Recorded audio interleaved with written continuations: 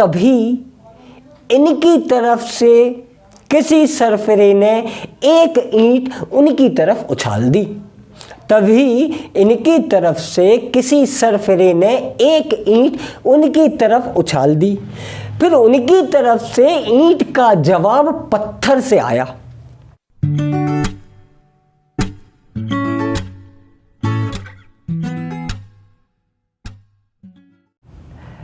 नमस्कार साथियों, मेरा नाम है वरुण प्रधान और आप देख रहे हैं हमारा चैनल प्रधान नामा। दोस्तों, हमारी पिछली पेशकश साहित्य सागर को आप सभी ने बहुत सराहा, बहुत पसंद किया, जिसमें हमने आपको रूबरू कराया सागर शहर के वरिष्ठ साहित्यकारों से। और इसी सिलसिले को आगे बढ़ाते हुए हम आपके बीच में हाजिर हैं एक और नई श्रृंखला को लेकर, जिसका नाम है साहित्य सारथी। साहित्य सारथी में हम आपका परिचय कराएंगे साहित्य की नई पीढ़ी से, नए कलमकारों से। और ये हमारा एक छोटा सा प्रयास है नई वाली हिंदी को और अधिक पल्लवित करने का। और इसी निमित्त आज पहले अंक में मैं आप सभी से मुखातिब हूँ। मैं आपसे थोड़ी बहुत बात करूँगा और सुनाऊँगा अपनी कुछ रचनाएं। हालांकि मैं कानून का विद्यार्थी रहा हूँ, साहित्य का वैसे पारंपरिक विद्यार्थी नहीं रहा, पर घर में थोड़ी बहुत वो पढ़ने लिखने वाला माहौल था। पिताजी कवि हैं, सो कई बड़े कवियों को मैंने बचपन से देखा, सुना। और बहुत सारी किताबें घर में होने के कारण बचपन से वो थोड़ी पढ़ने लिखने की आदत थी, जो आज भी बदस्तूर जारी है। और थोड़ा थोड़ा कभी कभार मैं लिख भी लेता हूँ, इसीलिए मैं आपको अपनी कुछ एक रचनाएं आज सुनाऊँगा।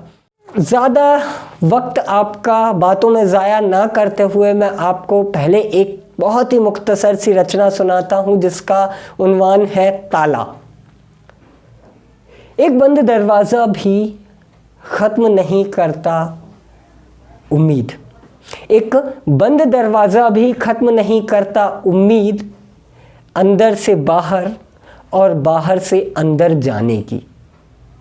वो उम्मीद ख़त्म करता है दरवाज़े पर लगा ताला। वो उम्मीद ख़त्म करता है दरवाज़े पर लगा ताला। और यही ताला जब अक्ल पर पड़ जाता है, और यही ताला जब अक्ल पर पड़ जाता है, ख़त्म हो जाती है उम्मीद मूर्खता से बाहर आने की। और यही ताला जब अक्ल पर पड़ जाता है, ख़त्म हो जाती है उम्मीद मूर्खता से बाहर आने की। और बंद हो जाता है हर एक दरवाज़ा, और बंद हो जाता है हर एक दरवाज़ा खुद के भीतर जाने का। मुझे लगता है कि सड़क और रास्ते में वही अंतर होता है जो एक घर और मकान में होता है। इसी उन्वान से एक और कविता आपके समक्ष रखता हूँ, समाअत फरमाएं। रेत, सीमेंट, कंक्रीट, डामल। रेत, सीमेंट, कंक्रीट, डामल, और कभी कभी सिर्फ मिट्टी से बनी। कभी सीधी सपाट, कभी टेढ़ी मेढ़ी घुमावदार, कभी रपटीली पथरीली, कभी गतिरोधकों से भरी हुई। कहीं से आ रही और कहीं जा रही है सड़क। किसी के प्रारंभ को किसी के गंतव्य से मिलाती, किसी के प्रारंभ को किसी के गंतव्य से मिलाती, किसी के प्रवेश को किसी के निकास से जोड़ती। हर सड़क रास्ता नहीं बन पाती। किसी के प्रारंभ को किसी के गंतव्य से मिलाती, किसी के प्रवेश को किसी के निकास से जोड़ती। हर सड़क राह नहीं बन पाती।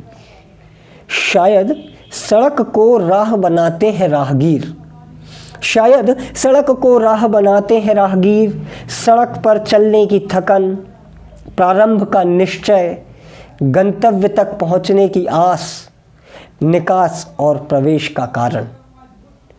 लेकिन जैसे हर राहगीर को उसकी राह नहीं मिलती, लेकिन जैसे हर राहगीर को उसकी राह नहीं मिलती, वैसे ही हर सड़क को उसका राहगीर नहीं मिलता और सड़कें राह नहीं बन पाती और यात्राएं अधूरी रह जाती हैं। मेरा ऐसा मानना है कि एक कवि और एक चित्रकार में बुनियादी तौर पर ज़्यादा अंतर नहीं होता है। एक चित्रकार अपनी दृष्टि से कुछ देखता है और अपने दृष्टिकोण से एक चित्र बनाता है, वैसे ही कवि जो कुछ अपनी दृष्टि से देखते हैं, अपने दृष्टिकोण से, अपने शब्दों से वो चित्र बनाते हैं। तो अगली कविता जो मैं आपको सुनाने जा रहा हूँ वो एक तरह का शब्द चित्र है और इसका शीर्षक है ड्रीम कैचर। हालांकि ये कविता हिंदी में ही है लेकिन इसका टाइटल अंग्रेज़ी में ही है, क्योंकि शायद इसका हिंदी कोई शीर्षक हो ही नहीं सकता था। तो वो कुछ इस तरह से है कि उसकी गर्दन के ठीक नीचे दोनों कंधों के बीच अपनी पीठ पर उसने एक टैटू बनवा रखा है। उसकी गर्दन के ठीक नीचे दोनों कंधों के बीचों बीच अपनी पीठ पर उसने एक टैटू बनवा रखा है। वो बताती है कि ड्रीम कैचर है। मैंने जब इसकी कैफियत पूछी तो वो कहती है कि जैसे इसने तुम्हारी आँखों को कैच कर लिया है, ये कैच कर लेगा मेरी आँखों में पलने वाले हर एक सपने को। जैसे इसने तुम्हारी आँखों को कैच कर लिया है, वैसे ही मेरी आँखों में पलने वाले हर एक सपने को ये कैच कर लेगा। लेकिन पीठ पर बनवाने की वजह ना तो उसने कभी बताई, न मैं कभी उससे पूछ पाया। लेकिन उसे पीठ पर बनवाने का मकसद ना तो कभी उसने बताया, न कभी मैं उससे पूछ पाया। शायद वो अपने हर सपने को पूरा कर आगे बढ़ जाना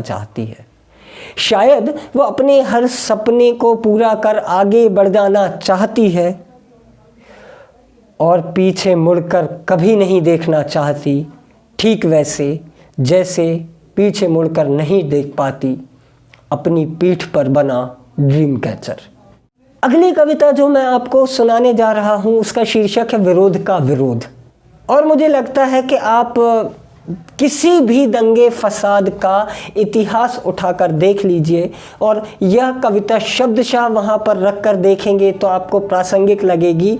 और यदि दुर्भाग्यवश आगे भी कोई दंगा फसाद हमारे देश में होता है तो भी ये प्रासंगिक आपको लगेगी। ये कविता तब लिखी गई थी पिछले वर्ष जब दिल्ली में बहुत ज़्यादा आगजनी हो रही थी, दंगे फसाद, हिंसा आदि का दौर था। तब मैं दिल्ली में ही था और पूरी दिल्ली और पूरा एनसीआर उन चीज़ों से परेशान था। तब ये कविता मेरे कलम से निकल कर आई थी। दरअसल वो गुस्सा फूट कर बाहर उससे निकला था। सो इसका शीर्षक है विरोध का विरोध। सुने, ये उनसे असहमत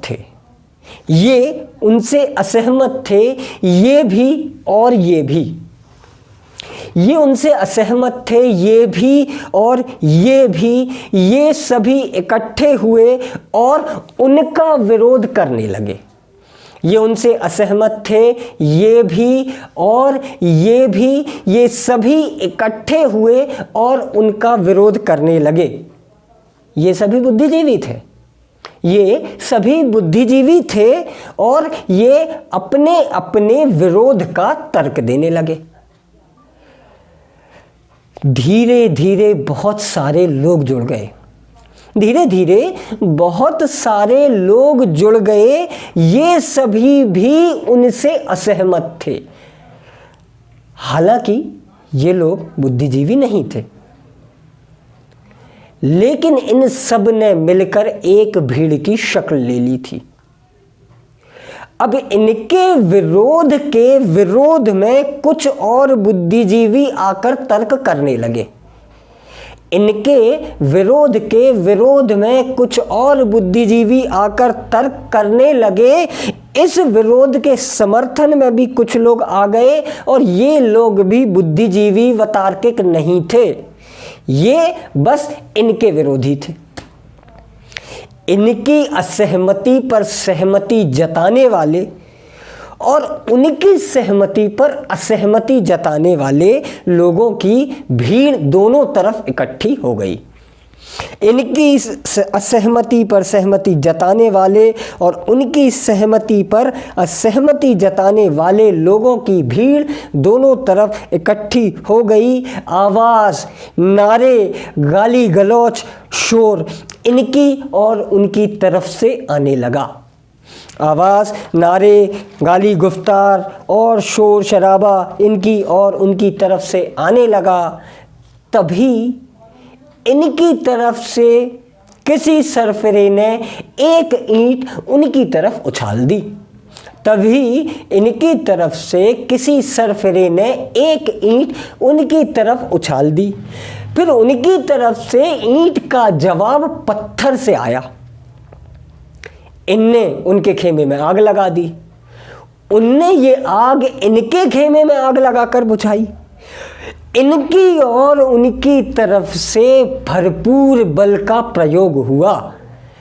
इनकी और उनकी तरफ से भरपूर बल प्रयोग हुआ। कुछ और लोग भी थे, कुछ और लोग भी थे जो ना इनकी तरफ थे ना उनकी तरफ थे, जो ना सहमत थे ना असहमत थे। कुछ और लोग भी थे जो ना इनकी तरफ थे ना उनकी तरफ थे, ना सहमत थे ना असहमत थे, लेकिन दोनों चक्कों के बीच पिस रहे थे। कुछ और लोग भी थे जो ना इनकी तरफ थे ना उनकी तरफ थे, ना सहमत थे ना असहमत थे, लेकिन दोनों चक्कों के बीच पिस रहे थे। कल मैंने अखबार में देखा था, उनका नाम भारत था। तो दोस्तों, ये थी मेरी कुछ एक रचनाएं। उम्मीद है आपको मेरी रचनाएं पसंद आई होंगी। यदि आपको मेरी रचनाएं पसंद आई हैं तो इस कार्यक्रम को लाइक करें। अपनी प्रतिक्रियाएं कमेंट सेक्शन में हमें ज़रूर बताएं। किन युवा रचनाकारों को आप सुनना चाहते हैं उनके नाम भी हमें कमेंट सेक्शन में लिखकर बताएं। इस वीडियो को अपने मित्रों, अपनी परिजनों के साथ ज़्यादा से ज़्यादा शेयर करें और बहुत ही शानदार साहित्यिक और रचनात्मक कार्यक्रमों को देखते रहने के लिए हमारे चैनल प्रधाननामा को सब्सक्राइब करें और वो बेल आइकन दबाएं ताकि हमारा और आपका रिश्ता यूं ही बना रहे। मुझे सुनने के लिए बहुत बहुत धन्यवाद।